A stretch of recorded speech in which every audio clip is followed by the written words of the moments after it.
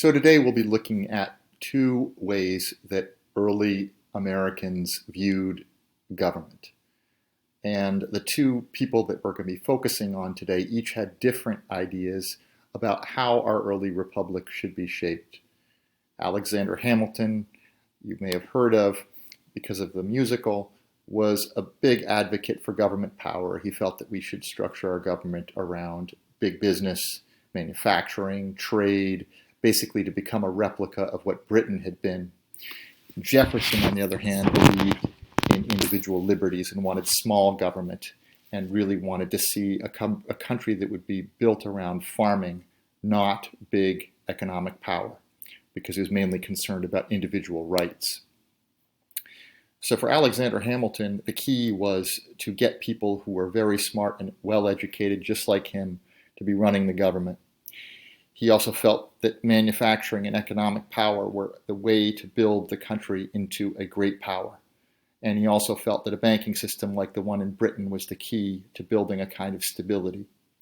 Jefferson felt this was a disaster. He had lived in France during the Revolution and saw what big government could do, terrified of government power, and wanted local control, wanted it to be the government to be shaped by the farmers that were going to be the part of the country that was of most value to him.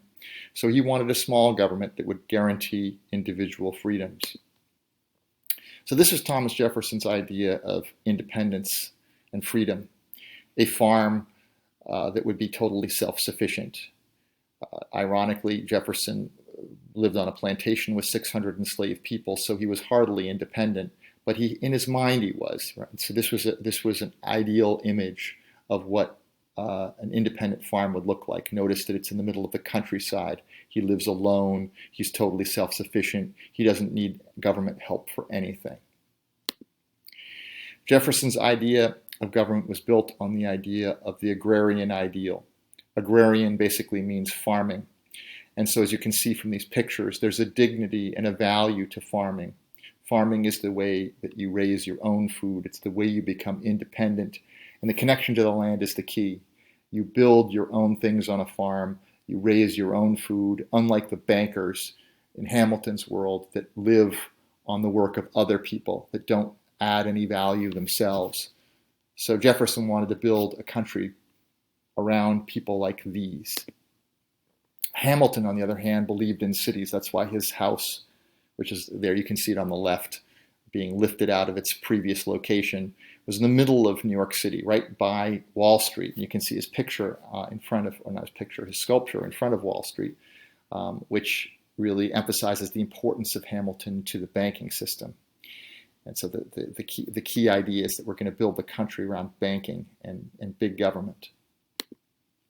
So what did Hamilton's America look like? It looked like a big bank that would run things. The importance of financial power and trade. The key to building capitalism also involved the building of large ports, large trading systems, having a whole system of economic power, which would be the foundation on which we could build a great country. And this whole idea of trade and power and growth was Hamilton's view of what we should be. You can see the way we remember these two major thinkers in American history. Interestingly enough, Hamilton's sculpture, if you see it in New York City on the lower right, is actually quite small.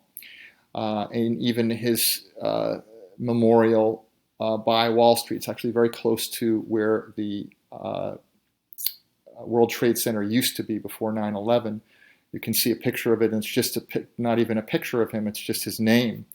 So Hamilton gets kind of short thrift in this.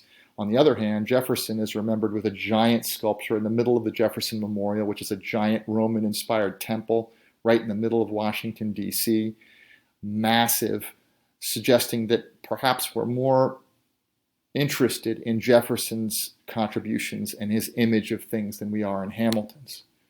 But if you look in the idea of which version of the country we actually live in, most of us would say, well, we live in a Hamiltonian world, right? We live in a world which is dominated by cities, dominated by big business, dominated by these sorts of powers that have made us the superpower that we are.